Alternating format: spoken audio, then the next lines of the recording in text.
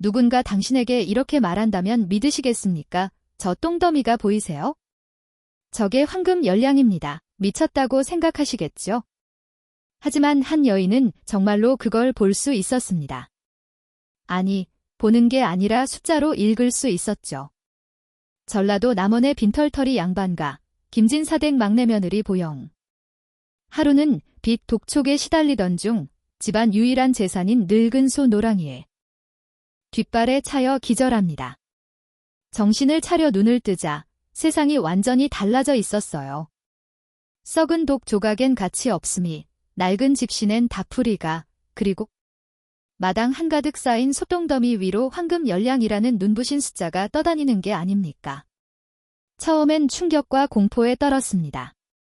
상처가 생긴 건가, 미친 걸까? 하지만 곧 깨달았어요. 이건 저주가 아니었습니다. 세상이 그녀에게만 보여주는 기적 같은 능력이었죠. 남들이 보지 못하는 가치, 버려진 것들 속에 숨겨진 진짜 값, 그것을 숫자로 보는 눈을 얻게 된 겁니다. 썩어가는 개똥에서 최상급 가죽 약재의 값을 보았고, 쓰레기장에 버려진 콩깍지에서는 왕실 진상용 염료의 값을 읽어냈습니다.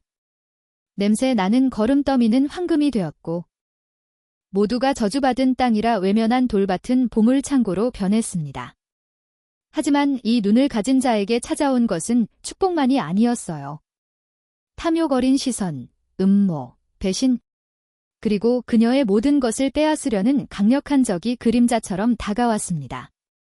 가장 믿었던 사람들에게조차 버림받고 감옥에 갇힌 그때, 유일한 희망은 그녀가 전 재산을 털어 구한 그 늙은 소 노랑이었습니다.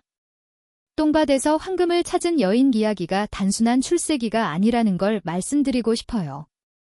이것은 보이지 않는 가치를 보는 자만이 세상을 뒤집을 수 있다는 통쾌한 복수극이자 가장 천해 보이는 존재가 가장 소중한 가치가 될 수 있다는 감동적인 이야기입니다. 지금부터 들려드릴 이야기에는 당신의 인생을 뒤집어 볼 만한 메시지가 숨어 있습니다. 듣고 나면 당신도 주변을 둘러보게 될 거예요. 과연 내가 놓치고 있는 숨겨진 가치는 없을까 하고 말이죠. 지금 시작합니다. 이 빌어먹을 시어머니가 시키는 일은 안 하고 똥밭을 뒤지고 다녀.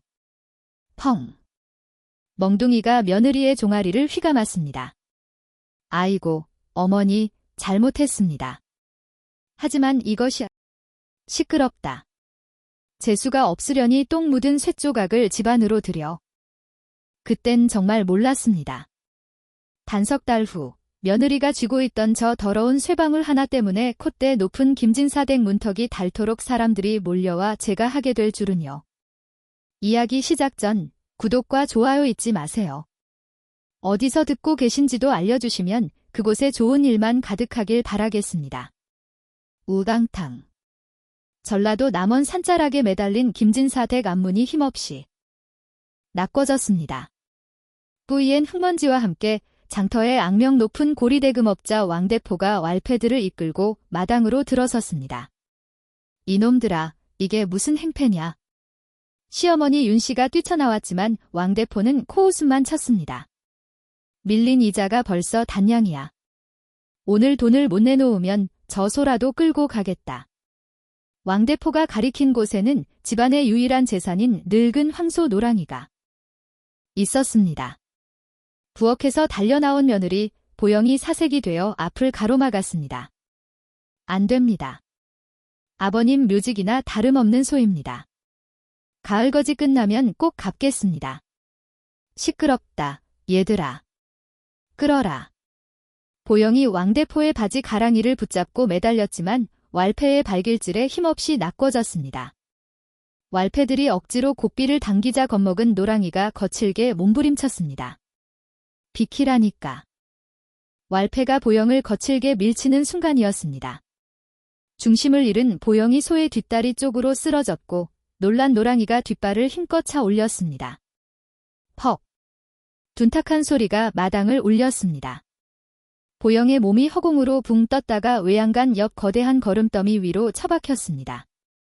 보영은 코 속으로 파고드는 지독한 소똥 냄새를 맡으며 정신을 잃었습니다. 얼마나 지났을까요?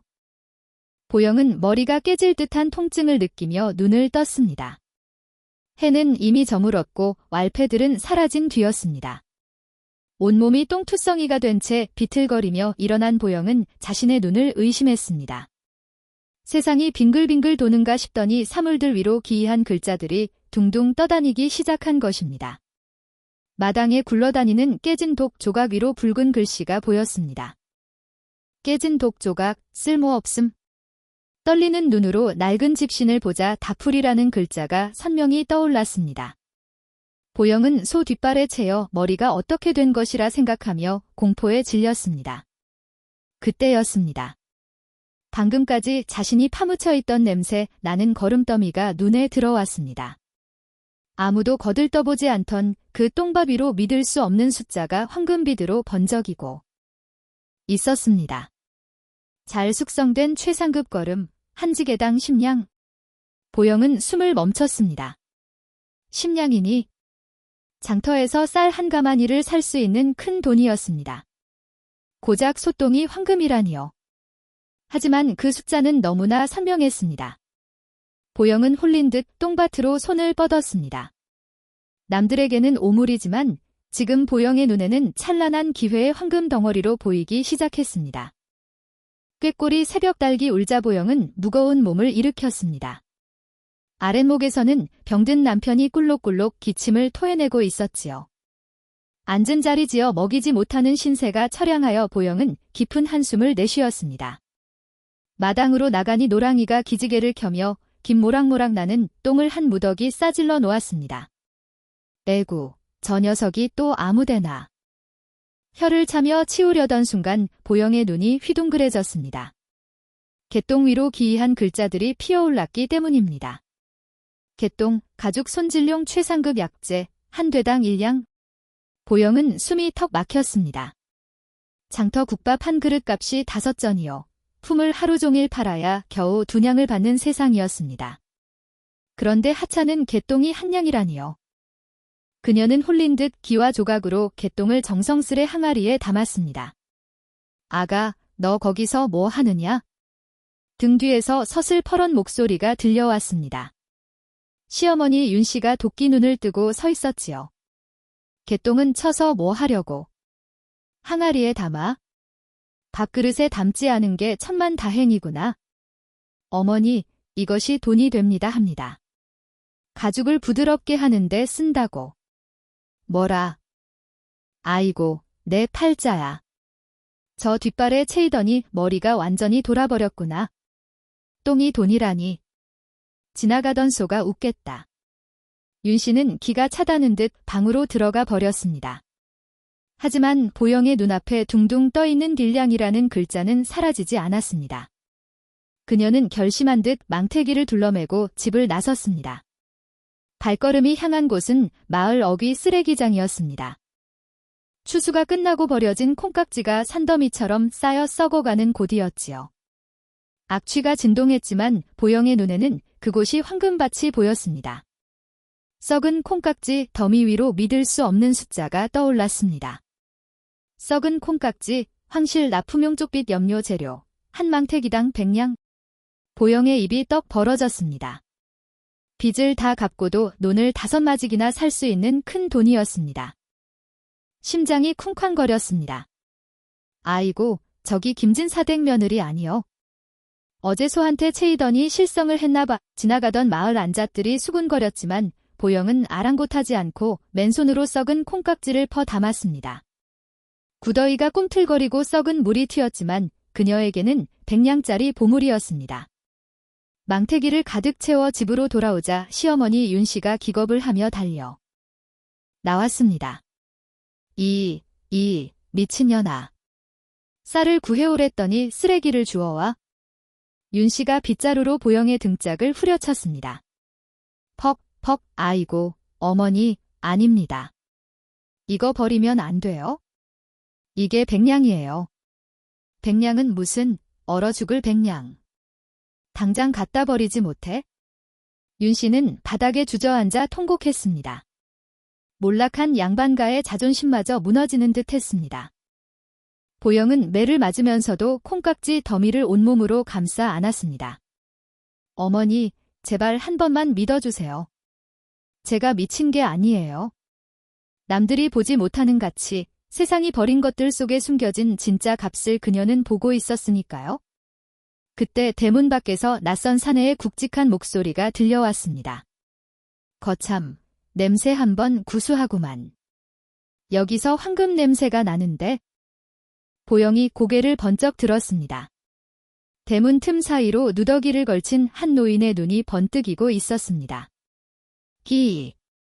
녹슨 대문이 열리고 웬 술 취한 노인이 비스듬히 들어섰습니다. 코끝은 붉고 허리춤엔 표주박을 찬 탁한 주정뱅이였습니다.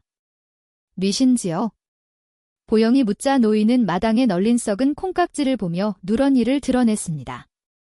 허허. 구수한 걸음 냄새 속에 황금. 냄새가 섞여나기에 홀린 듯 들어왔지? 그때 방에서 시어머니 윤 씨가 튀어나왔습니다. 어느 미친 놈이 남의 집에 들어와 헛소리야? 당장 꺼져. 윤 씨의 고함에도 노인은 아랑곳하지 않고 짐승 썩은 콩깍지 냄새를 맡았습니다. 잘 샀다. 아주 귀한 물건이야. 그 순간 보영의 눈앞에 다시금 글자가 떠올랐습니다.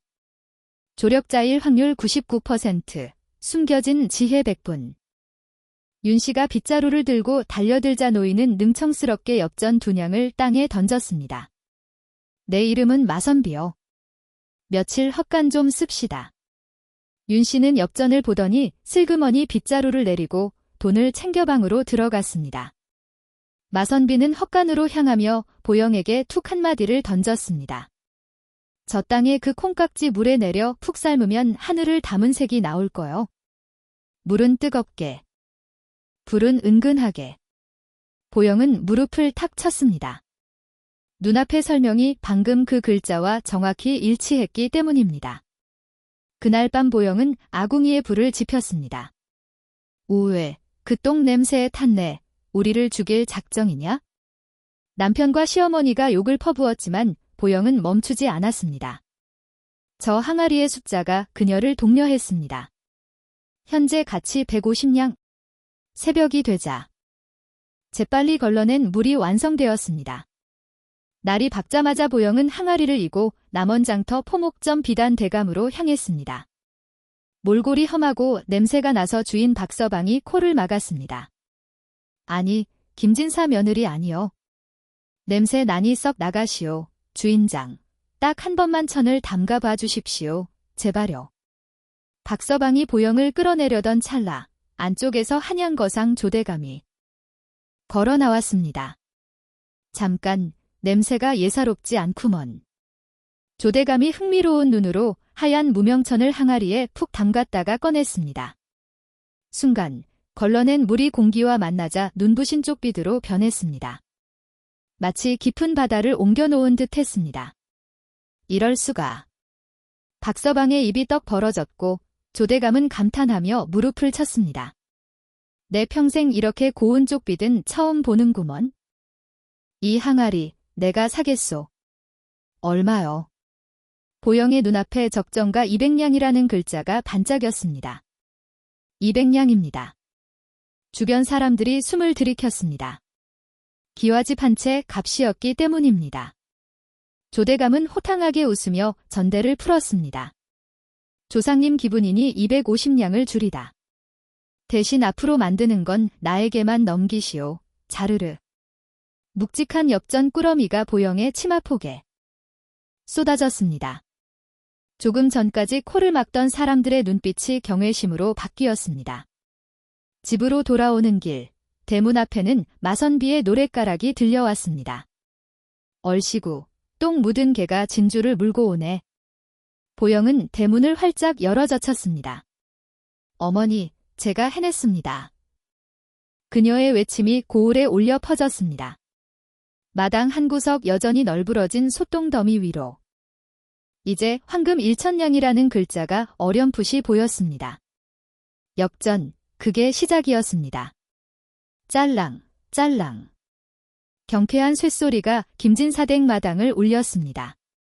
며느리 보영이 빚쟁이 왕대포놈의 면전에 엽전 꾸러미를 던진 것입니다. 원금 50냥에 이자까지 쳐서 70냥이요. 이제 다시는 얼씬도 하지 마시오. 왕대포가 눈을 동그랗게 뜨고 침을 꿀꺽 삼켰습니다. 조금 전까지 행패를 부리던 그는 비굴한 웃음을 흘리며 뒷걸음질 쳤지요. 그 꼴을 보던 시어머니 윤씨가 부채를 펼치며 호통을 쳤습니다. 오호호, 이제야 사람을 알아보는가? 썩 꺼져라 못났어. 대문이 닫히자 시어머니는 언제 그랬냐는 듯 보영의 손을 잡았습니다. 아이고, 우리 보배야. 내가 너를 볼 때마다 눈이 부시다. 저녁엔 굴비라도 구울까? 며칠 전만 해도 몽둥이를 들던 시어머니였습니다. 보영은 씁쓸한 미소를 지었지만 그녀의 눈에는 시어머니의 속마음이 숫자로 둥둥 떠올랐습니다. 신뢰도 15점, 탐욕 90점. 보영은 고개를 저어 숫자를 지웠습니다. 조대감과의 거래 이후 보영의 쪽빛 염료는 남원장터의 명물이 되었습니다. 초동으로 만든 염료가 1000년을 간다는 소문에 주문이 빗발쳤고 마당엔 염료 항아리가 가득 찼습니다. 하지만 보영의 능력은 이제 물건값을 넘어 땅의 기운까지 읽어내고 있었습니다. 어느 날 보영은 복덕방 최노인을 따라 읍내 외곽의 돌무덤 같은 야산으로 향했습니다. 마을 사람들이 귀신 들린 땅이라 피하는 곳이었지요. 하지만 보영의 눈에는 전혀 다른 풍경이 보였습니다. 거친 흙바닥 위로 찬란한 황금빛 숫자가 아지랑이처럼 피어올랐기 때문입니다. 가치 3000냥, 매작물, 100년 묵은 산삼굴. 보영은 숨이 턱 막히는 것을 참으며 태연하게 말했습니다. 이 땅, 제가 사지요. 조용해서 염료 말리기 딱 좋겠습니다. 결국 보영은 헐갑인 20냥의 그 야산을 손에 넣었습니다. 장터 사람들은 똥지기 며느리가 돈마들 보더니 미쳤다며 비웃었지만 보영은 당당했습니다. 남들이 돌밭이라 부르는 곳이 곧 보물 창고가 될 것임을 알았으니까요. 그날 밤 보영은 헛간에 머무는 마선비에게 술을 한 잔 권했습니다. 마선비는 대뜸 돌밭 산 것을 아는 체하며 뼈있는 말을 던졌습니다. 꽃이 화려하게 피면 꿀벌만 꼬이는 게 아니라 말벌도 꼬이는 법이지. 냄새 나는 똥바지 때는 거들떠보지 않더니 이제 황금 냄새가 나니 온갖 날파리들이 덤벼들 거야. 마선비는 허공을 응시하며 낮은 목소리로 을조렸습니다. 지키는 것이 더 어려운 법이지. 저 담장 너머를 조심하게나. 붉은 눈을 한 늑대가 침을 흘리고 있으니. 순간 보영의 눈앞에 쥐형 감지라는 붉은 글자가 경고등처럼 깜빡였습니다. 그때였습니다. 이리 어이니. 안에 아무도 없느냐? 대문 밖에서 걸걸한 목소리가 들려왔습니다. 김진사 대가 몰락할 때 가장 먼저 등을 돌리고 재산을 빼돌렸던 시숙부 최달중이었습니다. 집안에 돈이 돈다는 소문을 듣고 냄새를 맡은 하이에나처럼 나타난 것입니다. 보영의 눈이 매섭게 가늘어졌습니다. 에이, 머리 위로 지금까지 본 적 없는 짙고 붉은 글자들이 뱀처럼 다리를 틀며 피어오르고 있었습니다. 탐욕 측정 불가. 마선비가 경고한 말벌과 늑대가 생각보다 훨씬 빨리 보영의 코앞까지 당도해 있었습니다. 아이고, 이게 누구십니까? 시숙부님께서 이 누추한 곳까지 어이런 걸음이십니까요? 시어머니 윤씨는 버선발로 뛰어나가며 꼬들갑을 떨었습니다. 집안이 빈털터리가 되었을 때는 코빼기도 안 비치던 시숙부 최달중이었습니다. 하지만 윤씨 눈에는 그저 집안을 일으켜줄 귀한 양반으로만 보이는 모양이었습니다. 최달중이 뒤를 짚고 들어서는데 비단 옷자락 스치는 소리가 마치 뱀이 풀숲을 기어오는 소리처럼 들렸습니다. 재수씨, 별거 없으셨는가? 내 진작 오려 했으나 상단일이 바빠 이제야 들렀네. 최달중의 눈이 마당의 염료 항아리와 농기구들을 탐욕스럽게 훑었습니다. 그 순간 보영의 심장이 쿵 내려앉았습니다. 최달중의 머리 위로 짙은 붉은 글자들이 요동치고 있었기 때문입니다. 탐욕 측정 불가, 진실성 없음, 위험도 극상. 그것은 명백한 경고였습니다. 시어머니의 성화에 못 이겨 다과상을 내오자 최달중은 본색을 드러냈습니다. 듣자 하니 자네가 만든 쪽빛 염료가 장터에서 불티나게 팔린다지. 여인의 몸으로 장사는 험한 법이야? 내가 맡아주마. 내 상단 유통망을 쓰면 한양까지 팔 수 있어. 수익은 반반 나누고. 그 돌반 명의도 내 앞으로 해두거라. 관가 놈들이 여자가 땅 가진 걸 가만둘 리 없거든. 말은 번드르르 했지만 보영의 눈앞에 뜬 숫자는 냉혹한 진실을 말해주고 있었습니다. 사업권 강탈 제한, 예상 손해 500냥. 이건 돕겠다는 게 아니라 기술과 땅만 뺏고 쫓아내겠다는 도둑놈 신세였습니다. 시어머니는 감지덕지하며 제발 하라고 난리였지만 보영은 단호하게 고개를 들었습니다. 말씀은 감사하오나 거두어 주십시오. 제 힘으로 하겠습니다. 순식간에 방 안 분위기가 얼어붙었습니다. 최달중이 부채를 탁 접으며 눈을 부릅뜨었습니다. 이연보게. 어른 호의를 무시해? 내가 만든 염료 쓰고 피부가 썩었다는 소문이 나면 어찌 될까? 혹은 관가에서 내 땅 문서가 가짜라고 조사를 나오면? 보영의 숨이 턱 막혔습니다. 단순한 겁박이 아니었습니다. 최달중은 충분히 그러고도 남을 사람이었습니다. 그 밭에 산삼이 있다는 것도 내 귀에 들어왔다. 자비를 주마. 그때는 다른 대답이 나와야 할 것이다. 최달중은 자리를 박차고 나갔습니다. 그의 등 뒤로 파멸까지 3일이라는 글자가 둥둥 떠다녔습니다. 시어머니는 바닥을 치며 통곡했지만 보영은 주먹을 꽉 쥐었습니다. 마당에 있는 노랑이를 끌어안자 따뜻한 온기가 전해졌습니다. 똥밭에서 구르며 지켜낸 희망이야. 절대 뺏기지 않아. 보영의 눈이 어둠 속에서 형하게 빛났습니다. 하지만 그녀는 아직 모르고 있었습니다. 최달중의 진짜 계략은 그녀의 상상보다 훨씬 더 더럽고 잔인한 방식이라는 것을 말이죠. 바람에 흔들리는 대나무 소리가 마치 뱀떼가 몰려오는 소리처럼 김진사댁을 휘감았습니다. 다음 날 아침, 남원 장터는 활기가 넘쳤습니다. 보영은 목 좋은 곳에 자리를 잡고 붉게 물들인 삼배와 무명천을 팔았습니다. 콩깍지와 소똥을 삭혀 만든 황금빛 물감은 날개 돋친 듯 팔려나갔습니다. 아줌마, 여기 삼배 2필만 더 줘요. 색이 어찌나 고운지 몰라. 나도 무명천 1필 주시오. 손님들이 돈 주머니를 열 때마다 보영의 눈앞에는 즐거운 숫자들이 춤을 추었습니다. 매출 100냥, 오전 한정. 남편 약값 확보율 80%. 희망이 보이는 듯 했습니다. 하지만 그 평화는 오래가지 않았습니다. 사람 살려. 내 살이 다 썩네. 썩어. 장터 입구에서 비명과 함께 거적을 쓴 사내와 몽둥이를 든 왈패들이 들이닥쳤습니다. 사내는 보영의 좌판 앞에서 거적을 젖히며 붉은 반점이 뒤덮인 흉측한 팔을 드러냈습니다. 이 요망한 년이 파는 천을 입고 내 몸이 이 지경이 됐소. 맞소. 똥이랑 썩은 콩으로 만들었다더니 독이 오른 거야. 왈패 우두머리 곰배가 바람을 잡자 손님들의 눈빛은 순식간에 공포와 혐오로 바뀌었습니다. 억울함에 항변하려던 보영의 눈에 기이한 글자들이 떠올랐습니다. 성분, 오나무 진액, 붉은 진물됨. 실제 상처 없음, 연기력 95점. 사내의 상처는 가짜였습니다. 더 충격적인 것은 곰배의 머리 위에 뜬 숫자였습니다. 의뢰인, 최달중, 잔금 단양, 가게 파괴 시급. 이것은 최달중이 꾸민 연극이었습니다. 보영이 소리쳤습니다. 거짓말입니다. 저건 가짜 상처입니다.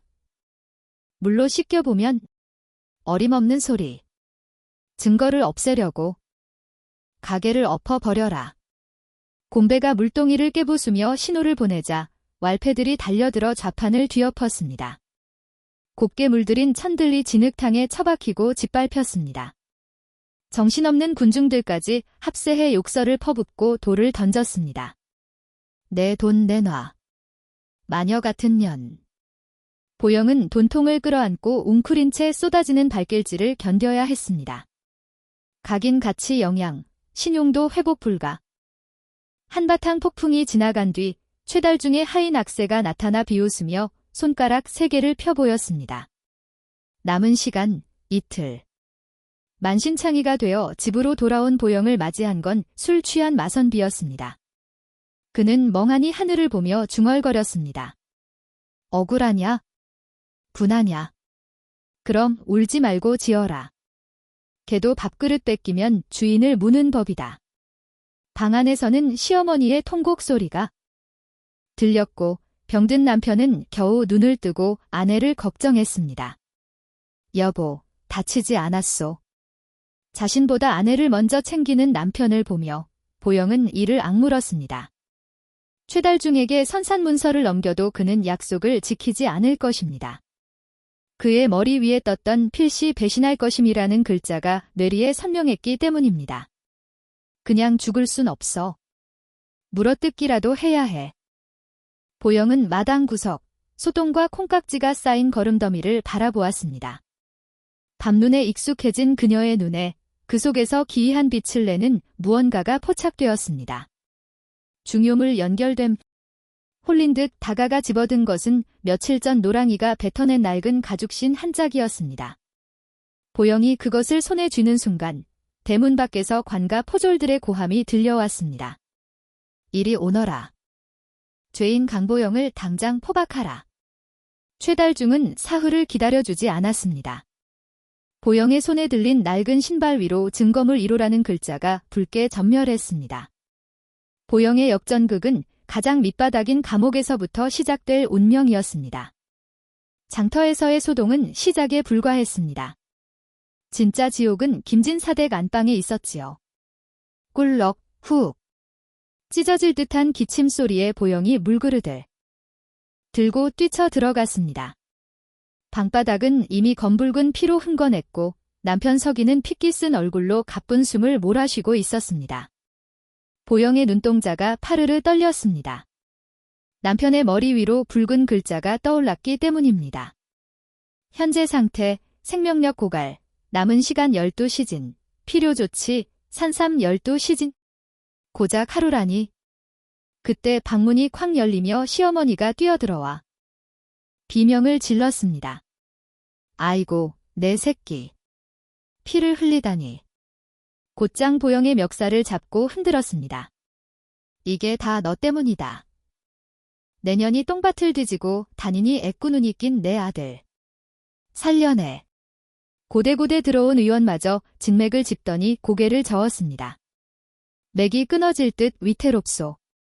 당장 50냥짜리 귀한 약재를 쓰지 않으면 오늘 밤을 넘기기 힘듭니다. 시어머니가 바닥에 주저앉아 통곡했습니다.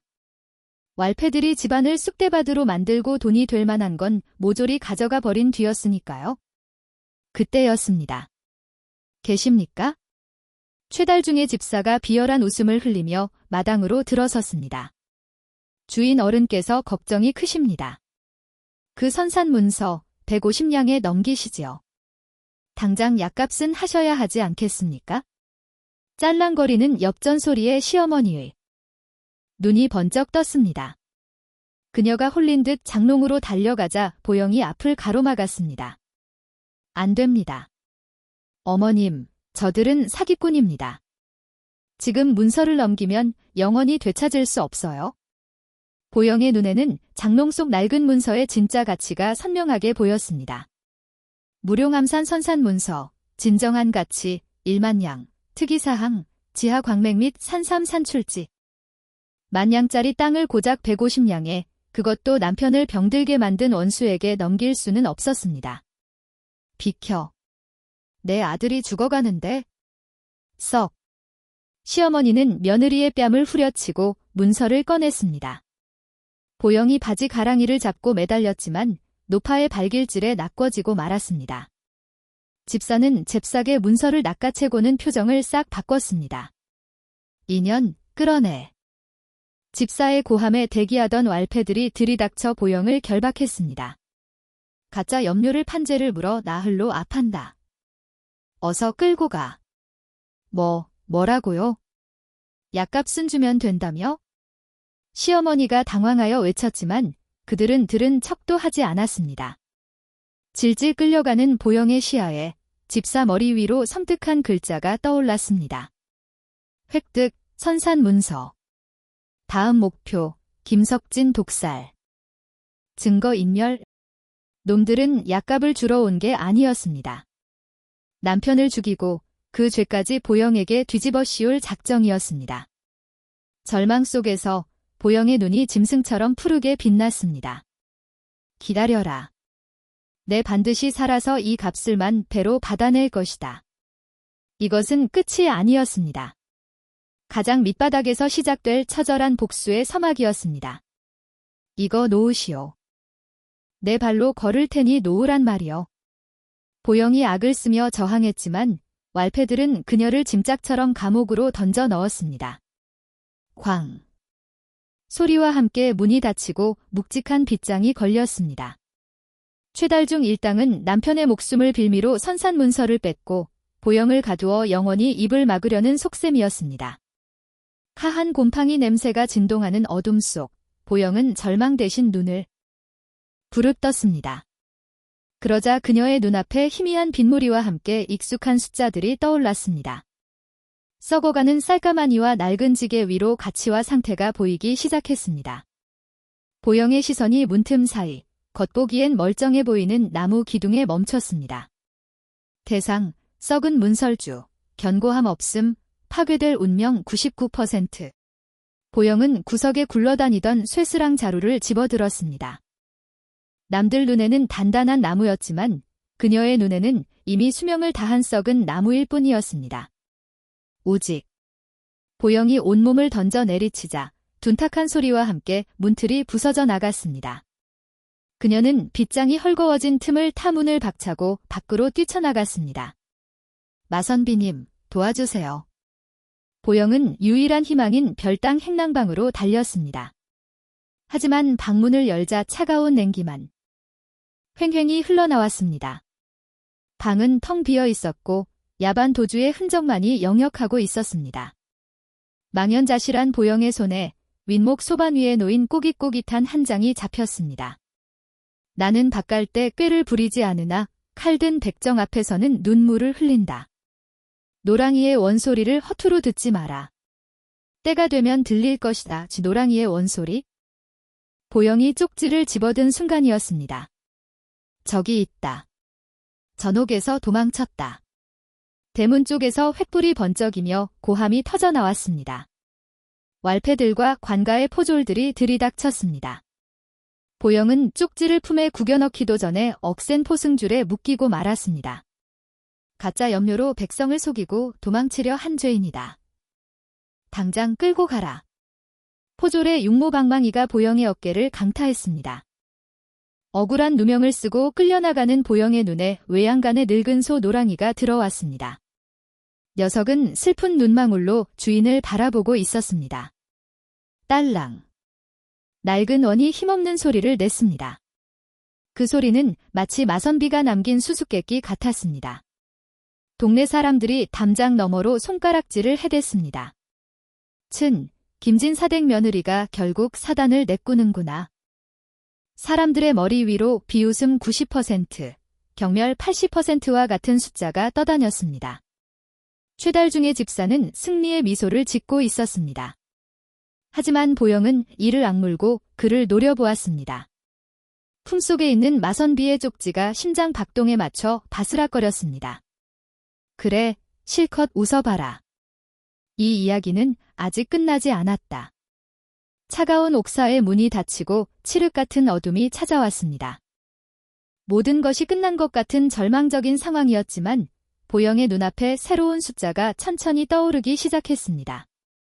감옥 바닥에 썩은 집단 위로 붉은 글씨가 빛났습니다. 현 상황, 절망의 끝, 반격의 기회 0.01%, 점차 상승 중. 보영은 어둠 속에서 주먹을 꽉 쥐었습니다.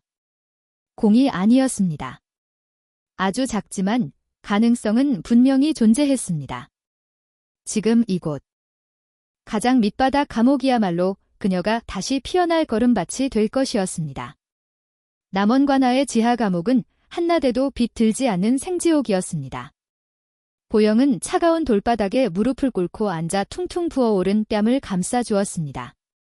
억울한 매질이 상처는 불덩이처럼 뜨거웠고 포승줄에 쓸린 손목은 살가죽이 벗겨져 쓰라렸습니다. 하지만 육신의 고통보다 더 견디기 힘든 것은 가슴을 짓누르는 배신감이었습니다. 마선비 어르신, 그토록 후원 장담하시더니 결국 저를 버리고 도망치신 건가요? 보영의 눈앞에 습관처럼 숫자들이 떠올랐습니다. 하지만 평소처럼 사물의 가치를 알려주던 신비로운 숫자가 아니었습니다. 감옥의 썩은 기둥 위로 붉고 불길한 글자들만이 어지럽게 춤을 추고 있었습니다. 생존 확률 0.1%, 남은 희망 한 푼도 없음. 그녀는 고개를 세차게 저었다. 선산문서를 노리는 시숙부, 억울한 누명을 쓴 자신, 병석에 누운 남편, 그리고 홀로 남겨진 늙은 소 노랑이까지. 모든 것이 엉망진창이었습니다. 그때였습니다. 저벅, 저벅. 고요를 가르는 발자국 소리가 들려왔습니다. 평소 옥졸들이 끌던 집신 소리가 아니었습니다. 묵직하면서도 정갈한 가죽신 소리가 돌계단을 하나씩 밟으며 내려오고 있었습니다. 보영은 본능적으로 몸을 움츠렸습니다. 이가 죄인입니까? 낮고 위험 있는 목소리가 들렸습니다. 낯선 목소리였지만 어딘가 기묘하게 익숙한 울림이 있었습니다. 이에, 나올리 안심하고 들어가십시오. 평소 죄수들에게 윽박 지르기만 하던 옥졸 조장이 쥐죽은 듯 공손하게 대답했습니다. 이윽고 녹슨 자물쇠가 열리는 소리가 들리고 은은한 등불 하나가 감방 안으로 들어왔습니다. 고생이 많았구려, 김진사 며느리. 그 목소리에 보영의 심장이 쿵 하고 내려앉았습니다. 그녀는 천천히 고개를 들어 등불을 든 새끼를 올려다보았습니다. 그리고는 숨이 턱 막혀 아무 말도 할 수 없었습니다. 그곳에는 거친 꼴을 한 술주정뱅이 마선비는 없었습니다. 대신 짙은 쪽빛 관복을 단정하게 차려입고 가슴에는 해와 산, 물을 수놓은 흉배를 단 위험 있는 관리가 서 있었습니다. 흩어졌던 백발은 말끔하게 상투로 묶었고 탁하게 풀려있던 눈동자는 밤하늘의 별처럼 빛나고 있었습니다. 선비님. 보영의 입술이 파르르 떨렸습니다. 눈앞에 선 이의 머리 위로 믿을 수 없는 숫자가 떠올랐습니다. 직책, 전라도 암행어사, 신뢰도 100분. 마선비. 아니 정체를 드러낸 그는 조용히 등불을 내려놓고 보영의 앞에 한쪽 무릎을 꿇고 앉았습니다. 그리고 품에서 하얀 손수건을 꺼내 보영의 터진 입가를 조심스럽게 닦아 주었습니다. 놀랐소. 내가 멀쩡한 꼴로 나타나니 못 알아보는 것도 무리는 아니지. 이게 도대체 어찌 된 영문입니까? 도망가신 게 아니었습니까? 마선비는 빙긋이 웃으며 수염을 쓸어내렸습니다. 도망이라니. 내가 자네 집에서 밥을 얻어 먹은 게 얼만데 의리를 저버리겠소? 다만 뱀을 잡으려면 뱀이 굴 밖으로 완전히 기어나올 때까지 기다려야 하는 법이지. 그의 눈빛이 순식간에 매섭게 변했습니다. 최달중은 한양의 권세가들과 결탁해 왕실 물건을 빼돌린 거머리 같은 자여. 내가 그 꼬리를 잡으려 3년을 미친 척하며 남원 바닥을 기어다녔소. 놈은 지금 자네를 희생양 삼아 모든 죄를 덮어씌울 작정이요. 놈이 승리에 도취해 있을 이 순간이 바로 놈의 목을 칠 유일한 기회요. 보영은 멍하니 입을 벌렸습니다. 그녀의 억울함은 단순한 개인의 불행이 아니라 거대한 악을 처단하기 위한 미끼였던 것입니다. 제가 무엇을 하면 됩니까? 보영이 눈물을 닦으며 물었습니다. 마선비는 품속에서 작은 호리병 하나를 꺼내 보영의 손에 쥐어주었습니다. 내일 재판에서 놈이 안심하고 진짜 장부 이야기를 꺼내도록 처음엔 모든 죄를 인정하는 척 연기하시오. 자네가 무너지는 모습을 보여야 놈이 혀를 놀릴 것이요. 그리고 결정적인 순간에 자네를 도울 증인이 나타날 것이요. 증인이라니요. 자네가 전 재산을 털어 구한 그 친구, 노랑이 말이요. 설마 쏘가 증인이 됩니까? 허허. 똥 묻은 소라고 무시당하던 그 녀석이 내일은 남원과 나를 뒤집어 놓을 것이니 자네는 그저 노매던 소리가 들릴 때까지만 버티면 돼요. 알겠소. 보영은 손에 쥔 차가운 호리병을 꽉 움켜쥐었습니다. 그것은 단순한 병이 아니라 반격의 날카로운 칼날이었습니다. 알겠습니다, 대감마님. 제가 똥밭에서 구른 게 하루 이틀도 아닌데 그까짓 연기 하나 못하겠습니까? 마선비가 흐뭇하게 고개를 끄덕이고는 자리를 떴습니다. 날이 밝기 전에 나가야 하오. 내일과나 마당에서 봅시다. 다시 정막이 찾아왔지만 공기는 완전히 달라져 있었습니다. 보영은 벽에 기대앉아 깊은 숨을 들이마셨습니다. 이제 그녀는 혼자가 아니었습니다.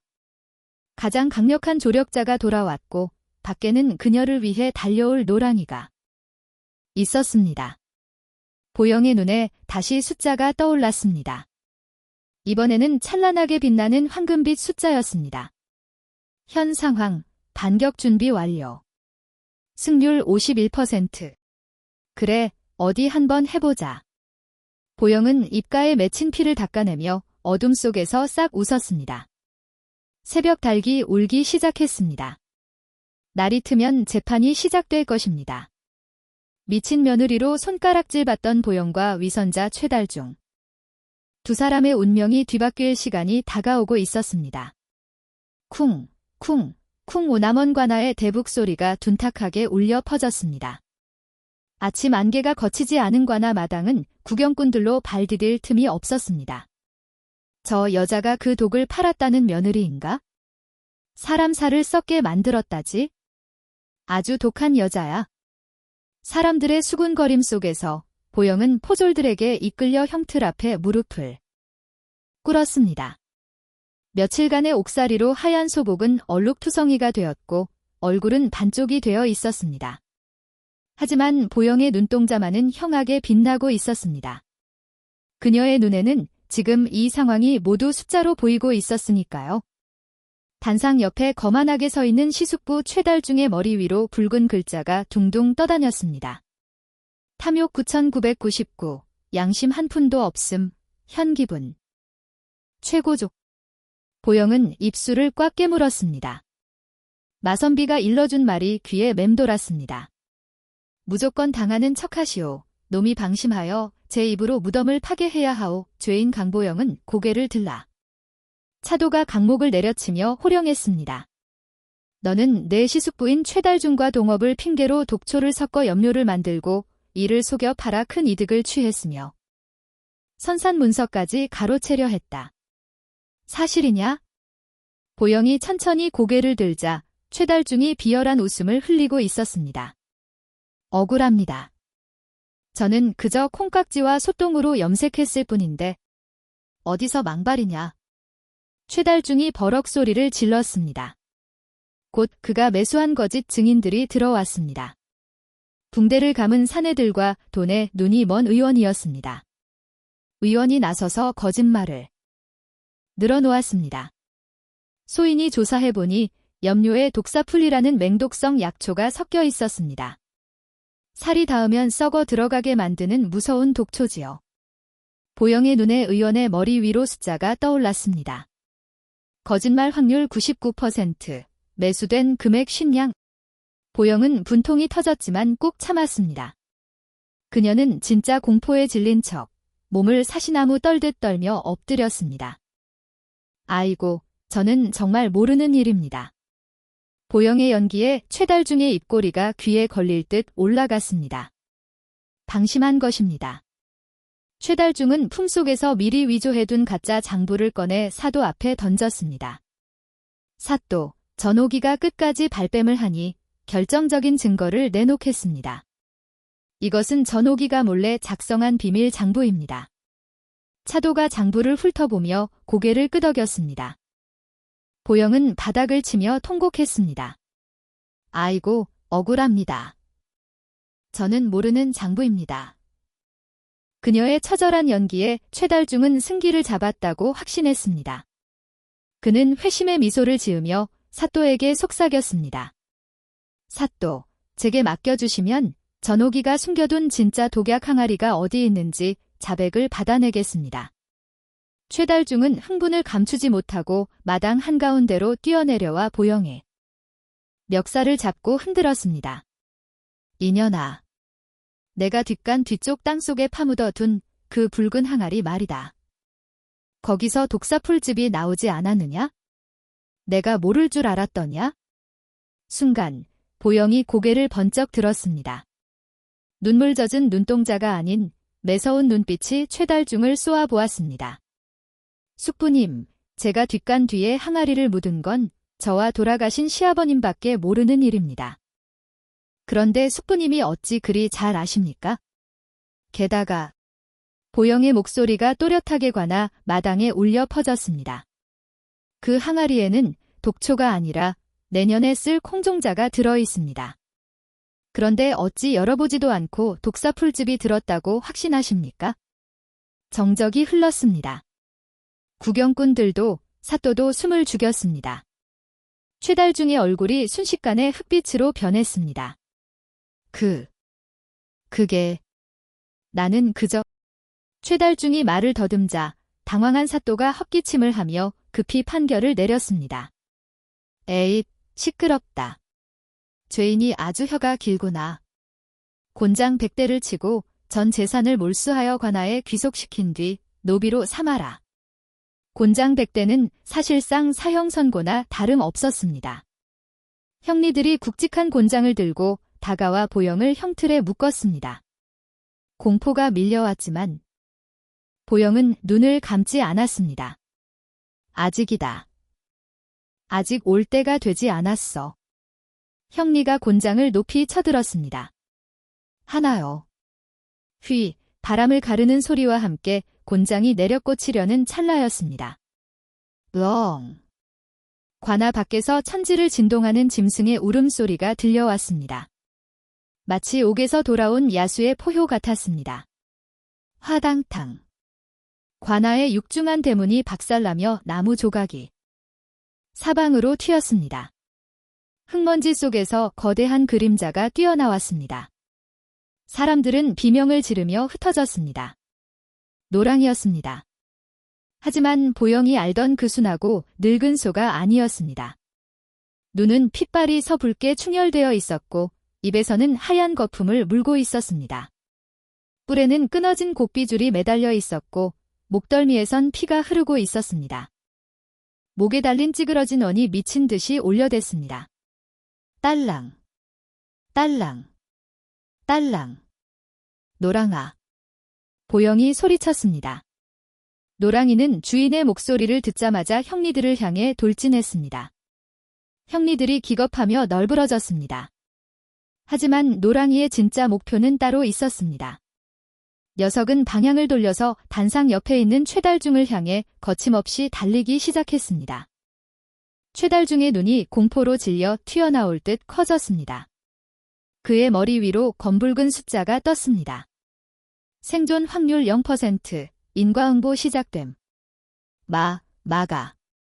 저 미친 소를 막아. 최달중의 비명소리가 관아 마당을 찢어 놓았습니다. 바야흐로 짐승만도 못한 인간을 심판하러 온 짐승의 처절한 역전극이 시작되고 있었습니다. 의액. 저 미친 소가. 최달중이 비명을 지르며 바닥을 굴렀습니다. 늙고 병들었다고 무시했던 노랑이가 아니었습니다. 콧김을 뿜으며 달려드는 기세가 흡사 전장의 장수와 같았습니다. 오직 최달중이 앉아있던 의자가 노랑이의 뿔에 받쳐 산산조각이 났습니다. 나무 파편이 사방으로 튀었고 관아 마당은 순식간에 아수라장으로 변했습니다. 단상 위에서 사또가 부채를 휘두르며 고래고래 소리를 질렀습니다. 막아라. 저 짐승을 막아. 포졸들이 창을 들고 달려들었지만 흥분한 손은 거칠 것이 없었습니다. 노랑이는 뒷발질 한 번으로 건장한 포졸 둘을 거적대기처럼 날려보냈습니다.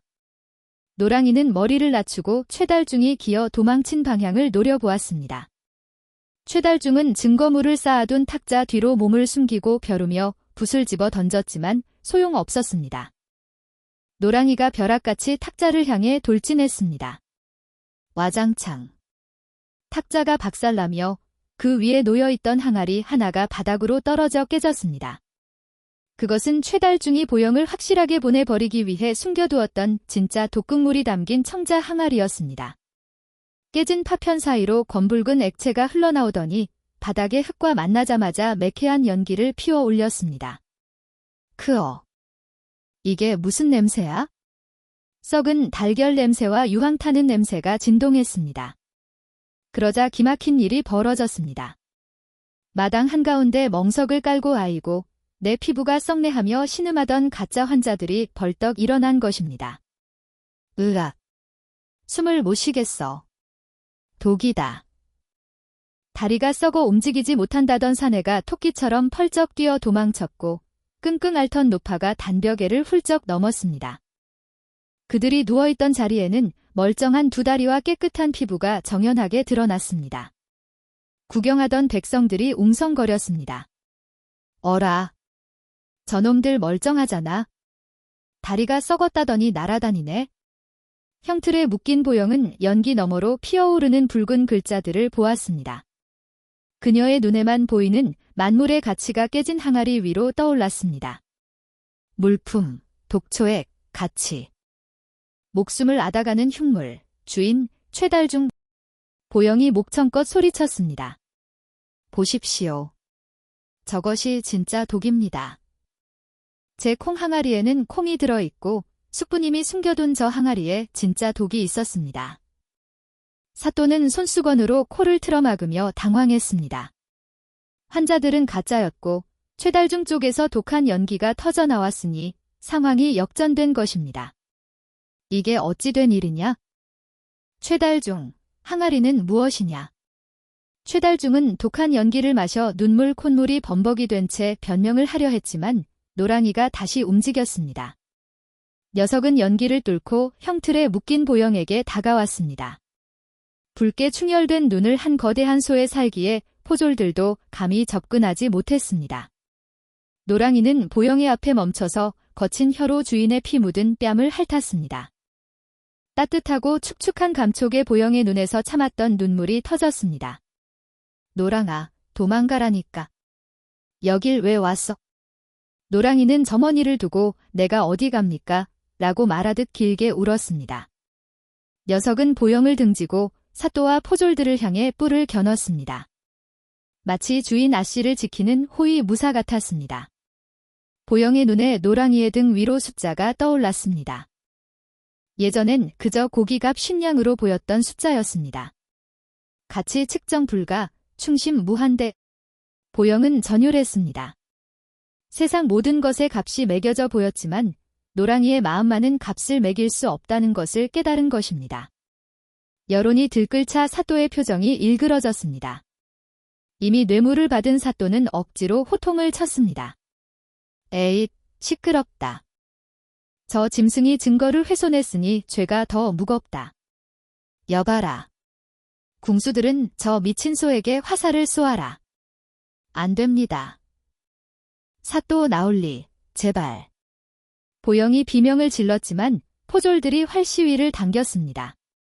노랑이는 죽음을 직감했는지 보영의 몸을 자신의 덩치로 더 깊숙이 가렸습니다. 그때 최달중이 품속에서 단도 하나를 슬그머니 꺼내 들었습니다. 혼란을 틈타 자신이 직접 처리할 심산이었습니다. 쏴라. 사또의 명령이 떨어지려는 찰나였습니다. 멈추시오. 천둥 같은 호통 소리가 관아 입구에서 터졌습니다. 낡은 갓을 쓰고 다 해진 도포를 입은 노인이 걸어 들어오고 있었습니다. 거친 꼴을 한 그는 다름 아닌 주정뱅이 마선비였습니다. 하지만 그의 손에는 조선 팔도를 벌벌 떨게 만드는 물건이 들려 있었습니다. 오후 햇살을 받아 번쩍이는 5마리 말이 새겨진 둥근 패였습니다. 맹어사. 사또가 자리에서 벌떡 일어나다 엉덩방아를 찧었습니다. 마선비가 마패를 높이 들쳐들며 외쳤습니다. 아맹어사 출도야. 이 고을에 썩어 빠진 탐관오리들을 모조리 포박하라. 마선비의 뒤로 역졸들이 구름처럼 몰려들었습니다. 보영은 멍하니 그 광경을 바라보았습니다. 마선비의 머리 위로 거대한 황금색 숫자가 떠올랐기 때문입니다. 신분, 암행어사, 가치, 이 나라의 정의. 하지만 모든 것이 끝났음을 직감한 최달중의 눈이 뒤집혔습니다. 그는 쥐고 있던 단도를 고쳐 쥐고 보영을 향해 몸을 날렸습니다. 이 판 사판이다. 너 죽고 나 죽자. 안 돼. 마선비가 소리쳤지만 거리가 멀었습니다. 칼날이 보영의 목을 향해 날아들었습니다. 보영은 질끗 눈을 감았습니다. 푹. 살이 뚫리는 끔찍한 소리가 들렸지만 보영에게는 고통이 없었습니다. 대신 뜨거운 액체가 얼굴 위로 쏟아져 내렸습니다. 천천히 눈을 뜬 보영의 시야에 들어온 것은 자신의 앞을 가로막고 선 거대한 털북숭이 등이었습니다. 노랑이었습니다. 노랑이가 최달중의 칼을 온몸으로 받아내고 서 있었습니다. 암행어사 출도야. 마른 하늘에 날벼락 같은 소리가 관아를 뒤흔들었습니다. 몽둥이를 든 역졸들이 우르르 들이닥치자 기세등등하던 포졸들은 혼비백산하여 무기를 버리고 바닥에 납작 엎드렸습니다. 아이고, 어사또 나올리 죽을 죄를 지었습니다. 사또는 사시나무 떨듯 떨며 머리를 조아렸습니다. 그 순간 형틀에 묶인 보영의 눈에 다시금 기이한 숫자들이 보이기 시작했습니다. 사또의 머리 위에 떠있던 가치 1000냥이라는 글자가 순식간에 가치 똥오줌으로 변하더니 검은 연기처럼 흩어져 버렸습니다. 반면 흙먼지를 뒤집어 쓴 채 마패를 높이 들어올린 마선비의 머리 위로는 눈부신 황금빛 글자가 솟아올랐습니다. 신분, 조선의 법도, 가치, 값을 매길 수 없음. 보영은 가슴이 벅차 올랐습니다. 주정뱅이인 줄만 알았던 마선비가 사실은 세상을 꿰뚫어보는 진짜 어사였던 것입니다. 마선비가 쩌렁쩌렁한 목소리로 호통쳤습니다. 네 이놈들. 죄 없는 백성의 고혈을 빨고 말 못하는 짐승에게까지 누명을 씌우다니. 내 놈들의 죄는 만번 죽어 마땅하다. 살기 위해 즉시 옆에 있던 최달중을 손가락질했습니다. 나올리, 저는 모릅니다. 저기 있는 최달중 놈이 시킨 일입니다요. 저는 협박을 당했을 뿐입니다. 모든 화살이 자신에게 향하자 최달중의 얼굴은 흑빛이 되었습니다. 그의 머리 위에 있던 가치 5000냥이라는 거대한 숫자가 붉은색 파멸과 죽음으로 뒤섞여 와장창 깨져나갔습니다. 내 돈이, 내 명예가, 평생 쌓아온 부와 권력이 한순간에 무너지는 꼴을 본 최달중의 눈에 광기가 서렸습니다. 그는 품속에서 숨겨둔 단도를 꺼내 들었습니다. 때문이야. 너만 아니었어도. 최달중이 괴성을 지르며 묶여있는 보영을 향해 달려들었습니다. 마선비와 역졸들이 막으려 했지만 거리가 너무 멀었습니다. 시퍼런 칼날이 보영의 목을 향해 날아들었습니다. 보영은 질끔 눈을 감았습니다. 퍽. 둔탁한 소리와 함께 뜨거운 피가 보영의 얼굴에 튀었습니다. 하지만 그것은 보영의 피가 아니었습니다. 그녀가 눈을 떴을 때 눈앞에는 거대한 등판이 산처럼 버티고 서 있었습니다. 노랑아. 매를 당해 쓰러져 있던 늙은 소 노랑이가 마지막 힘을 짜내어 몸을 날린 것입니다. 녀석의 두터운 목덜미에는 최달중의 칼이 깊숙이 박혀 있었습니다. 음매. 노랑이는 피를 토하면서도 물러서지 않았습니다. 오히려 고통을 참아내며 단단한 뿔로 최달중의 가슴팍을 들이받았습니다. 그악! 최달중은 비명을 지르며 허수아비처럼 나가 떨어졌습니다. 돌계단에 처박힌 그는 더 이상 움직이지 않았습니다. 악기에 가득 찼던 그의 눈에서 빛이 사라졌습니다. 그제야 노랑이는 빛을 거두며 보영의 발치에 무너져 내렸습니다. 녀석은 쓰러지는 순간에도 주인을 덮치지 않으려 억지로 몸을 비틀어 반대쪽 바닥으로 쓰러졌습니다. 노랑아. 안 돼, 제발. 마선비가 달려와 포승줄을 끊어주자 보영은 기어가듯 노랑이의 목을 끌어안았습니다. 피범벅이 된 노랑이는 흐릿해지는 눈으로 보영을 바라보며 꼬리를 한 번 탁 쳤습니다. 마치 나는 괜찮으니 울지 마시오라고 말하는 듯 했습니다. 그때 노랑이의 머리 위로 마지막 숫자가 떠올랐습니다. 그것은 돈으로 환산할 수 없는 붉은 글씨였습니다. 나의 가족. 보영은 노랑이를 붙들고 오열했습니다. 마선비도 갓을 벗어 고개를 숙였고 관아의 모든 사람들이 그 숭고한 희생 앞에 숙연해졌습니다. 그때였습니다. 노랑이의 거친 숨이 멎으며 목에 걸려있던 낡은 원이 투둑하고 끊어졌습니다. 반으로 갈라진 원 속에서 흙투성이가 된 물건 하나가 대굴대굴 굴러나왔습니다. 그것을 집어든 마선비의 손이 부들부들 떨렸습니다.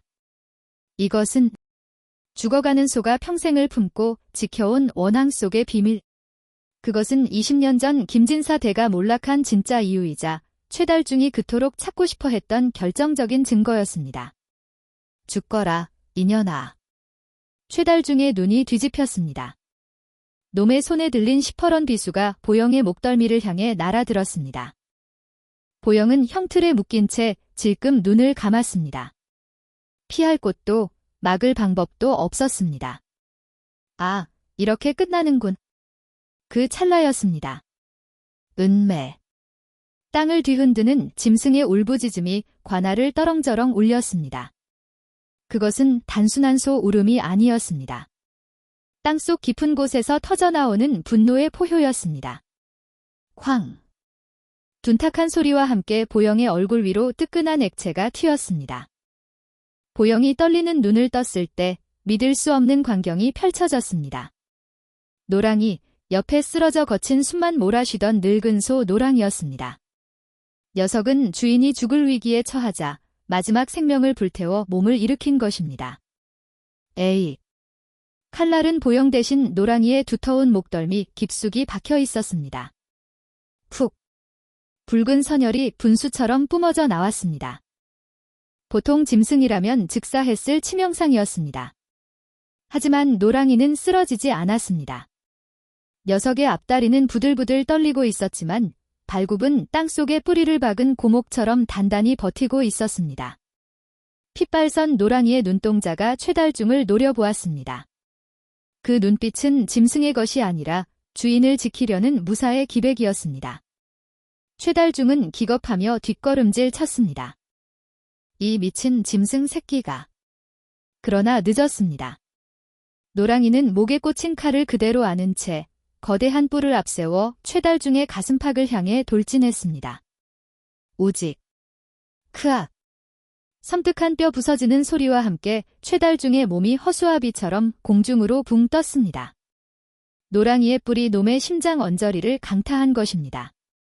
최달중은 외마디 비명을 지르며 뒤로 날아가 관아 돌계단에 처박혔습니다. 쿵.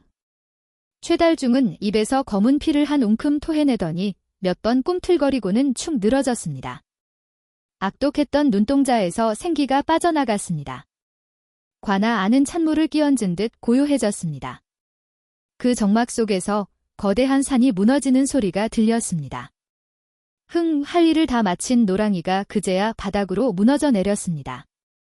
녀석은 쓰러지는 순간까지도 주인 쪽으로 넘어지지 않으려 애를 썼습니다. 흉한 피를 주인에게 묻히지 않으려는 듯 육중한 몸을 비틀어 반대편 흙바닥에 몸을 뉘었습니다. 노랑아. 안 돼, 노랑아. 그때 푸른 관복자락을 휘날리며 마선비가 달려왔습니다. 그가 단칼에 보영의 포승줄을 끊어주었습니다. 줄이 풀리자마자 보영은 기어가듯 노랑이에게 다가갔습니다. 노랑아, 눈 좀 떠봐라. 응. 제발. 보영은 피범벅이 된 노랑이의 머리를 무릎에 올렸습니다. 옷자락을 찢어 상처를 막아보려 했지만 붉은 피는 속절없이 흘러내렸습니다. 노랑이는 흐릿한 눈동자를 굴려 주인을 바라보았습니다. 그리고 힘없이 늘어져 있던 꼬리를 한 번 탁 하고 쳤습니다. 마치 나는 괜찮으니 울지 마시오라고 말하는 것 같았습니다. 그 순간 보영의 눈앞에 기이한 현상이 일어났습니다. 자물의 가치를 숫자로 보여주던 그녀의 능력이 발동한 것입니다. 하지만 이번에 떠오른 글자는 언제와 달랐습니다. 노랑이의 머리 위로 황금빛보다 찬란한 글씨가 아지랑이처럼 피어올랐습니다. 일천냥. 아니요. 만냥. 아니요. 숫자들이 빠르게 깨져 사라지더니 세상에서 가장 고귀한 문장이 떠올랐습니다. 같이, 나의 가족, 대체 불가. 보영은 목 놓아 통곡했습니다. 미안하다. 내가 미안해. 똥밭에서 구른다고 구박만 했는데. 보영의 눈물방울이 노랑이의 코끝에 떨어졌습니다. 노랑이는 그 눈물을 닦아주려는 듯 거친 혀를 내밀어 보영의 손등을 한 번 핥았습니다. 까칠하지만 따뜻했던 그 감촉이 보영의 가슴을 후벼 팠습니다. 노랑아.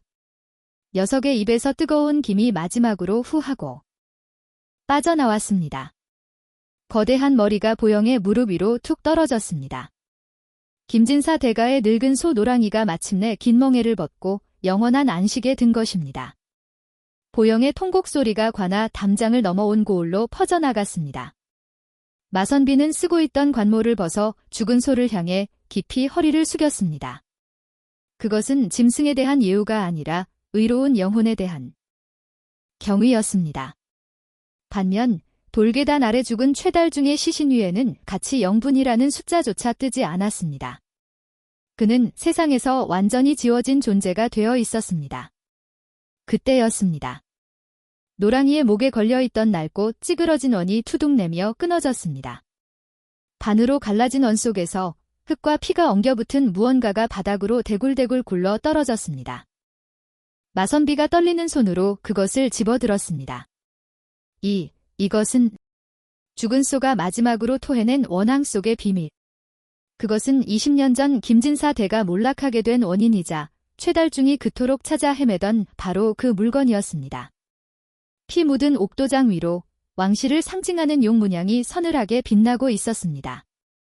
마당에 내려앉은 무거운 정적을 깬 것은 마선비의 떨리는 목소리였습니다. 이것은 분명 선대왕께서 내리신 진상품 독점 도장이 아니더냐? 마선비가 피와 흙이 묻은 옥도장을 옷소매로 닦아내자 푸른 옥비디 햇살을 받아 영롱하게 빛났습니다.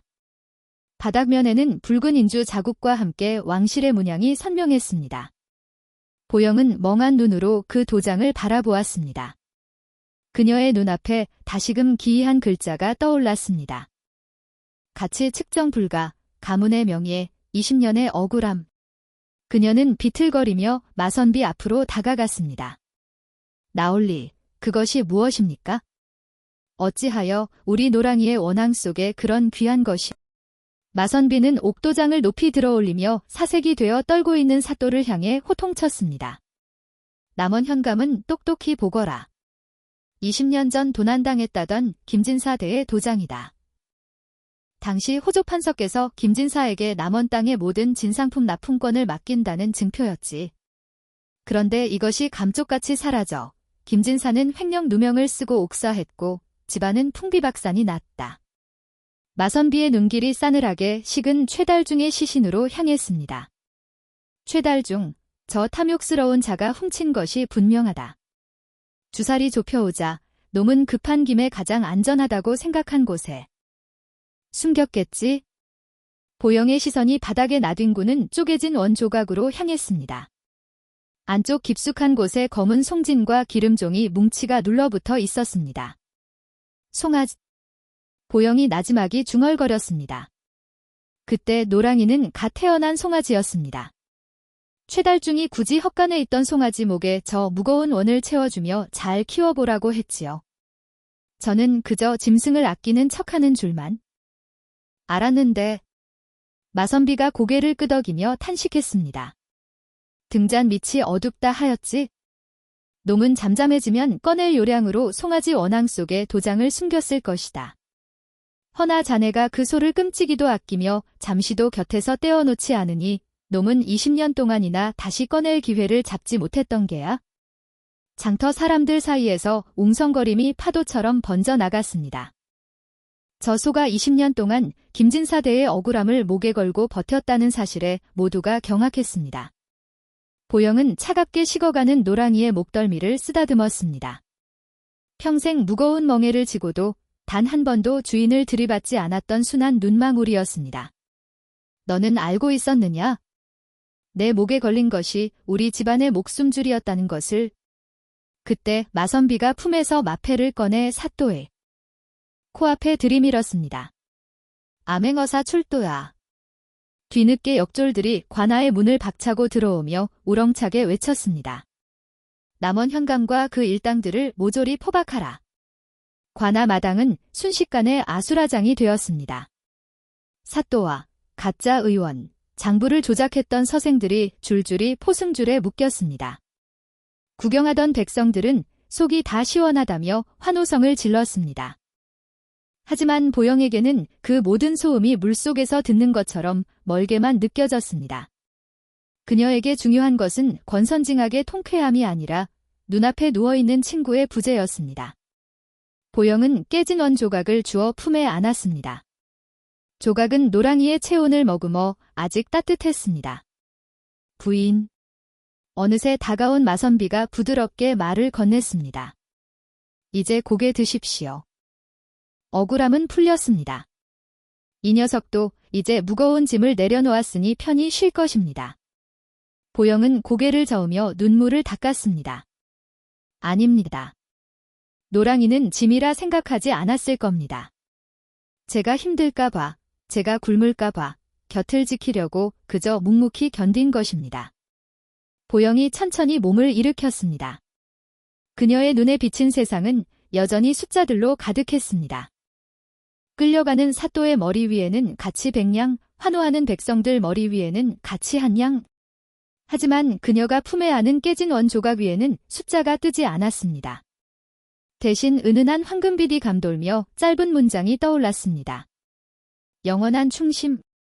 보영은 그 빛을 보며 입술을 깨물었습니다. 돈으로 환산할 수 없는 가치를 깨달은 순간이었습니다.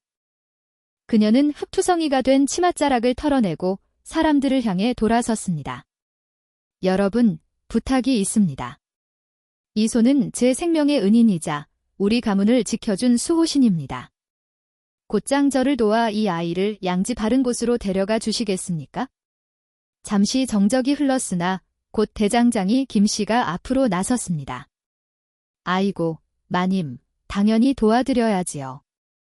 내 평생 쏘가 사람을 살리는 꼴은 처음 보겠구먼요. 맞습니다. 우리도 돕겠습니다. 장터의 짐꾼들, 부역간 주인, 떡장수 할머니까지 우르르 몰려 나왔습니다. 명예 장정들이 노랑이의 시신을 상여 매듯 정중하게 들어 올렸습니다. 마선비는 그 광경을 흐뭇하게 바라보았습니다. 썩은 콩깍지에서 황금을 보더니 이제는 사람들의 마음까지 얻어낸 보영이 대견스러웠습니다. 행렬이 관아 문을 빠져나갔습니다. 맨 앞에는 깨진 원을 가슴에 품은 보영이 섰고 그 뒤로 노랑이를 맨 사람들이 따랐습니다. 하늘은 맑게 개어 있었고 바람결에 딸랑거리는 소리가 들린 듯하여 보영이 뒤를 돌아보았습니다. 그곳에는 평온하게 눈을 감은 노랑이뿐이었지만 보영은 알 수 있었습니다. 녀석의 영혼이 여전히 꼬리를 흔들며 곁을 지키고 있다는 것을. 가자, 노랑아. 이제 꽃 피는 언덕으로 가자. 보영의 발걸음이 한결 가벼워졌습니다. 바야흐로 똥밭에 묻혀있던 진실이 드러나고 붉은 황금꽃이 만개할 준비를 마친 순간이었습니다. 영차. 어기여차. 남원 뒷산 양지 바른 언덕에 흙 파는 소리가 울려 퍼졌습니다. 평소라면 죽은 짐승을 거적에 말아버렸겠지만 오늘은 달랐습니다. 마을 사람들이 김진사댁 며느리 보영을 위해 땀을 흘리며 정성껏 노랑이의 무덤을 만들고 있었지요. 보영은 깨진 원 조각을 노랑이 머리에 내려놓았습니다. 노랑아, 고생 많았다. 내가 남겨준 도장과 내 마음 평생 잊지 않고 갚으마. 이제 매질 없는 곳에서 편히 쉬거라. 마선비도 술 한 잔을 올리며 눈시울을 붉혔습니다. 붉은 피를 흘리며 주인을 지킨 소위. 무덤은 금세 봉긋하게 솟아올랐습니다. 그로부터 3년이 흘렀습니다. 김진사댁은 이제 전라도 전체에서 제일 가는 거상이 되었습니다. 노랑이가 남긴 옥도장 덕분에 왕실 납품 권한을 되찾았고 보영의 숫자를 보는 눈은 여전히 빛을 발했지요. 하지만 그녀는 달라져 있었습니다. 마님, 대문 앞거지 아이를 내쫓을까요? 하인의 물음에 보영이 아이를 보았습니다. 꾀죄죄한 아이 머리 위에 잠재같이 1만냥이라는 숫자가 둥둥 떠 있었지요. 내버려 두거라. 밥을 먹이고 글을 배우고 싶다 하거든 사랑채 서방님께 보내라. 과거 공부 대신 아이들을 가르치는 남편의 머리 위에는 행복 측정 불가라는 황금빛 문구가 빛나고 있었습니다. 보영은 이제 돈으로 환산할 수 없는 가치가 있음을 깨달은 것입니다. 어느 가을날, 누렇게 익은 콩밭을 걷던 보영의 귀에 맑은 소리가 들려왔습니다. 딸랑, 바람소리가 아니었습니다. 그것은 그리운 노랑이의 원소리였습니다. 보영이 홀린 듯 고개를 돌리자 언덕 위에서 노랑이가 굵은 눈을 맞추고 있는 환영이 보였습니다. 녀석의 머리 위에는 숫자가 아닌 따뜻한 문장이 떠 있었습니다. 언제나 곁에 있음. 보영은 품속의 낡은 원을 어루만지며 미소 지었습니다. 그래, 다 알고 있다. 지켜줘서 고맙다. 똥밭에서 구르며 비웃음을 샀던 며느리는 이제 진정한 남원의 주인이 되어 황금빛 들판을 걸어갔습니다. 그녀의 뒤로 보이지 않는 원소리가 축복처럼 울려 퍼졌습니다. 이 이야기는 오늘날 우리 삶에도 그대로 적용됩니다. 조선시대 보영은 남들이 더럽다, 망했다며 손가락질하던 소똥과 늙은 소에게서 가치를 발견했습니다. 사람들은 미쳤다고 비웃었지만 결국 그 천대받던 것들이 가문을 일으키고 목숨을 구하는 열쇠가 되었지요.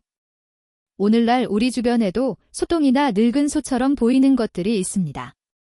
당장 돈이 되지 않는 아이디어, 혹은 나이 들고 병들어 쓸모없어 보인다며 외면받는 주변 사람들일 수도 있습니다. 우리는 종종 겉으로 보이는 화려한 스펙이나 당장의 이익에만 매몰되어 그 안에 숨겨진 진짜 가치를 놓치곤 합니다. 보영이 낡은 원을 닦아 복을 받았듯 세상에 쓸모없는 것은 하나도 없습니다. 단지 우리가 그 쓰임새를 발견하지 못했을 뿐이지요. 지금 당신 곁에 있는 소외된 존재들을 진심으로 대한다면 언젠가 그들도 우리 인생의 결정적인 순간 딸랑하고 구원의 소리를 울려줄지 모릅니다. 진정한 투자는 숫자가 아니라 그 안에 담긴 마음을 보는 것에서 시작되니까요. 오늘 이야기에 공감하셨다면 구독과 좋아요 눌러주신 뒤 주변 분들에게 공유해 주시고 따뜻한 댓글도 부탁드립니다.